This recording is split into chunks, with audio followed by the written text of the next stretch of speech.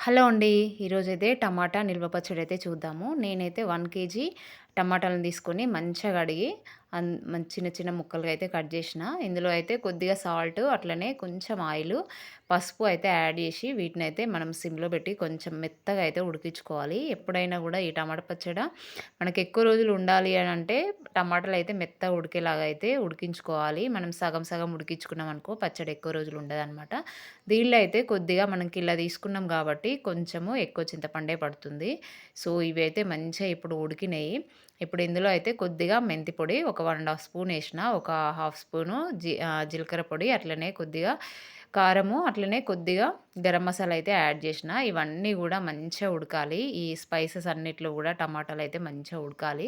So, ఇప్పుడైతే మనకు టమాటాలయితే మంచిగా ఉడికినాయి. ఇందులో కొద్దిగా కరివేపాకు, అట్లనే కొద్దిగా కొత్తిమీర అయితే యాడ్ చేస్తున్నా. ఇప్పుడు దీనికి కావాల్సింది మెయిన్ ఇంగ్రీడియంట్ వచ్చేసి మనకి ఎల్లిపాయ, జీలకర్ర. మనం ఏ పచ్చడి చేసుకున్నా గూడా ఎల్లిపాయ, జీలకర్ర యాడ్ చేస్తే ఆ టేస్ట్ అనేది నెక్స్ట్ లెవెల్‌కయితే ఎళ్ళిపోతది.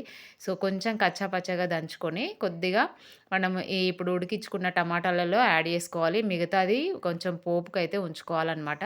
సో, మనకైతే ఈ టమాటాలు మంచిగా ఉడికిపోయి మనం వేసిన కొంచెం ఆయిల్ గూడా పైకైతే తేలిందనమాట. సో, ఇప్పుడు దానికైతే పోపయితే రెడీ చేసుకుందాము.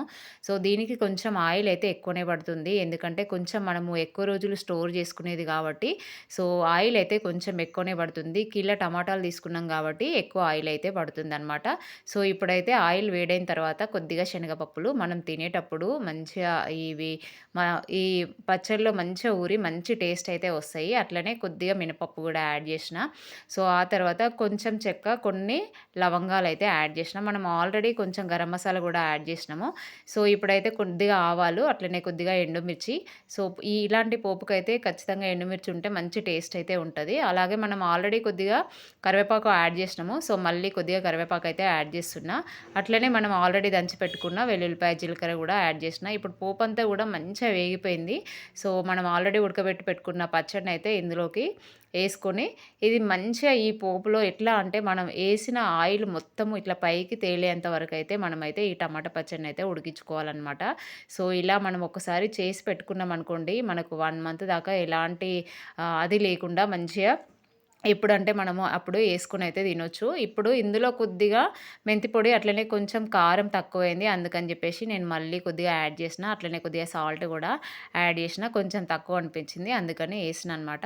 సో, ఇది టమాటా పులుపు ఆల్రెడీ మనం చింతపండు గూడా యేసినాం గాబట్టి కొంచెం కారం అయితే ఎక్కువనే పడుతుంది. అట్లనే సాల్ట్, ఆయిల్ గూడా ఎక్కువనే పడుతుంది. సో, మనకు పచ్చడంతా గూడా ఆయిల్ అంతా గూడా సెపరేట్ అయిపోతుంది. సో, ఎప్పుడైనా గూడా మంచిగా ఉడికించుకుంటేనే ఎక్కువ రోజులైతే ఉంటదనమాట. సో, ఖచ్చితంగా ట్రై చేయండి. వీడియో నచ్చితే లైక్ చేయండి.